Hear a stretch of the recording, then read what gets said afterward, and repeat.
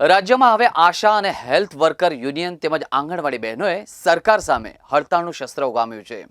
આંગણવાડી બહેનો 16 અને 17મી ફેબ્રુઆરી એમ 2 દિવસ કામથી અળગારે હડતાળ પર ઉતર્યા છે અને ચીમકી ઉચ્ચારવામાં આવી છે કે 2 દિવસમાં પ્રશ્નોનું નિરાકરણ નહીં આવે તો આ વિરોધ આગળ પણ શરૂ થશે।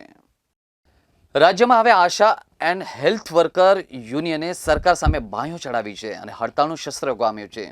રાજ્યમાં ઠેર ઠેર આશા વર્કરોએ વિરોધ પ્રદર્શન કર્યા છે। રાજ્યવ્યાપી હડતાળના પગલે 2 દિવસ આંગણવાડી બંધ રહેશે, જેમાં આજે પણ આંગણવાડી બહેનોએ કામથી અળગી રહ્યા હતા।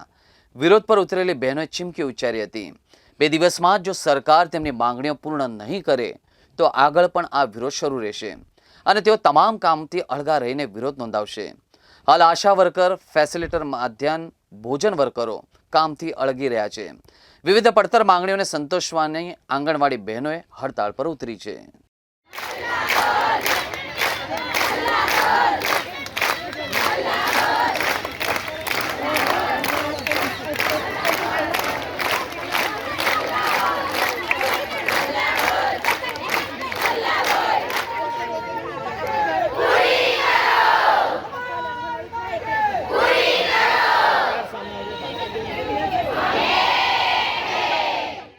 આજે અમાरा જે ગુજરાત આંગણવાડી કર્મચારી સંગઠન જે અમારું યુનિયન છે, યુનિયન દ્વારા અમે સરકારશ્રીને પહેલાં બેઠક થઈ હતી। બેઠકની અંદર સરકારશ્રી અમને ગુજરાત જે સરકારે અમને આશ્વાસન આપ્યું હતું કે અમે સરકાર સાથે બેઠક કરીને તમારી માંગણીઓ અમે સંતોષીશું, પણ આજ દિન સુધી અમારી કોઈ પણ માંગણી સંતોષાઈ નથી અને તે સિવાય બહેનો બજેટની તાકની જેમ રાહ જોઈ રહી હતી કે બજેટમાં અમને સરકાર કંઈક આપશે, પણ એક રાજ્ય સરકાર કે કેન્દ્ર સરકાર કોઈ બજેટમાં એક પણ પૈસો બહેનોને આપ્યો નથી અને કોઈ માંગણીઓ બી સંતોષી નથી।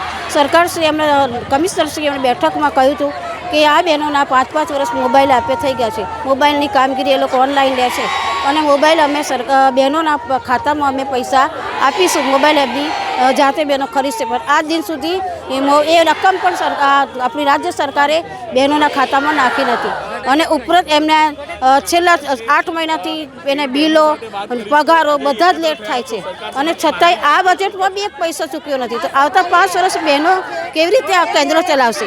પોતાના પગારના 10,000 પગારમાંથી બહેનો પોતાના પૈસે ખર્ચો કરીને બહેનો બાળકો માટે ખરીદી લાવી અને બાળકોને ખવડાવશે, એ બિલો પણ જલ્દી નથી મળતા। તો બહેનો પોતાનું ઘર ચલાવે કે આંગણવાડીના બાળકોને નાસ્તો આપે? એટલે અમે આજે 16 અને 17 2 દિવસ અમે હડતાલનો પ્રોગ્રામ રાખ્યો છે કે કામથી અળગા રહીશું।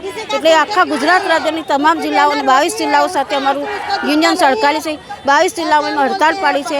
મારી સાથે આશા વર્કરો બી છે અને દરેક જિલ્લાઓમાં આશા વર્કરો બી છે અને અહીંયા આંગણવાડી વર્કરને હેલ્પર આજે આખા વડોદરા જિલ્લાની ભેગી થઈ છે અને સરકાર જો અમારી અગાઉ જો અમારા પ્રશ્નો નહીં સોલ્વ કરે અને અમારી માંગો નહીં સંતોષે તો અમારી બહેનો ઉગ્ર આંદોલન કરશે અને આજે અમે એ લઈને કલેક્ટરશ્રીને અમે આવેદનપત્ર આપવાના છીએ।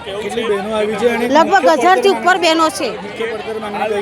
અમારી માંગણીઓ છે કે જે બહેનોને એક તો માનદ વેતનમાં એમનો વધારો કરો, પછી કાયમી કરો અને કારણ કે આ લોકો પાસે અમારી પાસે કામગીરી એટલી લેવાય છે કે જે સરકારી કર્મચારી કરે છે એટલું કામ લેવાય છે અને અમને માનદ સેવક ગણે છે આ લોકો। તો માનદ વેતન સરકારી કર્મચારીને લઘુત્તમ વેતન આપો, તો લઘુત્તમ વેતન જે આપણા રાજ્યમાં જે નક્કી થયેલું છે એટલું લઘુત્તમ વેતન આપો અત્યારે, જ્યાં સુધી અમને કર્મચારી ના ગણાય ત્યાં સુધી અમને લઘુત્તમ વેતન આપો, પણ અમારી સરકાર કોઈ પણ અમારી માંગણી પૂરી નથી કરતા।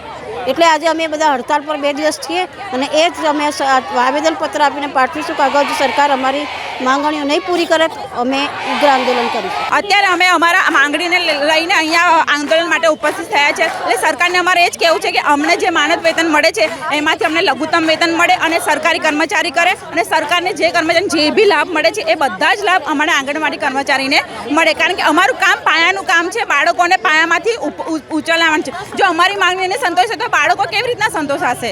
બાળકોનો વિકાસ કેવી રીતના થશે? એટલે સરકારને કે અમને ઉત્સાહિત કરે, જેવું લઘુત્તમ વેતન આપીને સરકારી કર્મચારી અમને પ્રોત્સાહિત કરે તો ઓટોમેટિક બાળકોનો વિકાસ થવાનો છે અને દેશ આગળ વધવાનો જ છે। એટલે અમારી માંગણી જ્યાં સુધી નહીં સંતોષાય ત્યાં સુધી અમારું આંદોલન ચાલુ રહેશે। કેટલી બહેનો આવી છે અને કેટલા દિવસમાં અત્યારે અમારા આખા વડોદરા જિલ્લાની બહેનો અહીંયા ભેગી થયા છે. હમણાં તો લિમિટેડ 2 દિવસનું અમારું એ છે, પણ આગળ જતાં માંગણી નહીં સંતોષાય તો અમારી આંદોલન ચાલુ જ રહેશે એમ. કેવા પ્રકારના પડતર મુદ્દાઓ લઈને તમે અમારા મુદ્દા એ છે મેઇન તો અમને જે માનદ વેતન આપે છે તે લઘુત્તમ વેતન ચાલુ કરે, અને બીજો મુદ્દો કે અમે સરકારી કર્મચારી ચાલુ કરે.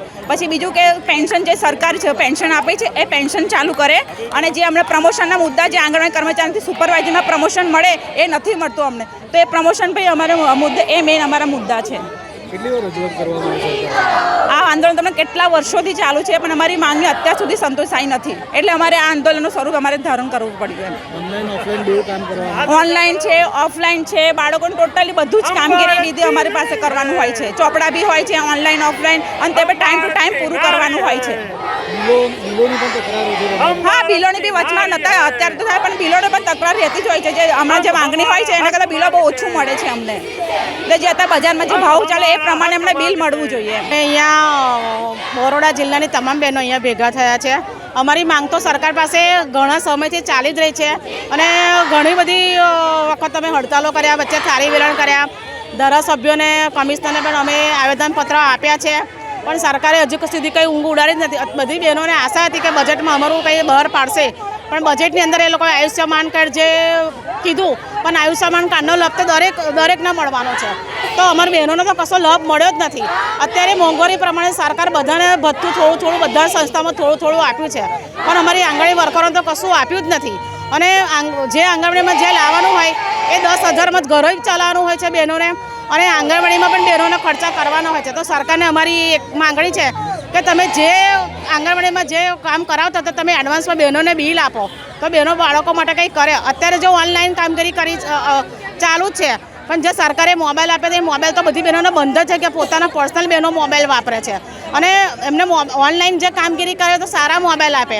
અત્યારે બહેનોને ઓફલાઈન બી કામગીરી કરવાની હોય છે અને ઓનલાઈન બી કામગીરી કરવાની હોય, રજિસ્ટરો બી ભરવાના હોય છે, અને પગાર બિલ હોય 1.5 મહિને 2 મહિને બહેનોને બિલ આપે. તો અમુક બહેનો તો આંગણવાડી પર જ ઘર ચલાવતી હોય, તો બહેનો આંગણવાડી ઉપર ઘર ચલાવે તો બહેનો કેવી રીતે ઘર ચલાવી શકે? અત્યારે તો 10,000 પગાર છે, પણ અમે સરકારને 18,000 લઘુત્તમ વેતન તો અમારી બહેનોને કરી આપે તો સારું. અને ચૂંટણી છે, જો અમને અમારો લાભ નહીં આપે તો અમે બધી બહેનો ચૂંટણીનો બહિષ્કાર કરીશું, અને ઉગ્ર આંદોલન અમે ચાલુ જ રાખીશું. ઘણી વખત માહિતી આપી છે, એ લોકોએ પેન્ડિંગમાં અમારા કામ મૂકી રાખ્યા છે, અને એ લોકોએ ખાલી જાહેર જ કર્યું કે અમે તમારું કામ જે તમે આપ્યા છે એનું અમે આગળ વિચારીશું, પણ અત્યાર સુધી કોઈ વિચારણા કરી જ નથી. એટલે બહેનો અત્યારે બધી આગળ ભેગી થઈ છે અને હડતાલ ઉપર ઉતરી છે. અત્યારે બરોડા જિલ્લાની ઘણી બધી બહેનો ભેગી છે, ને હજુ બહેનો આવે જ છે.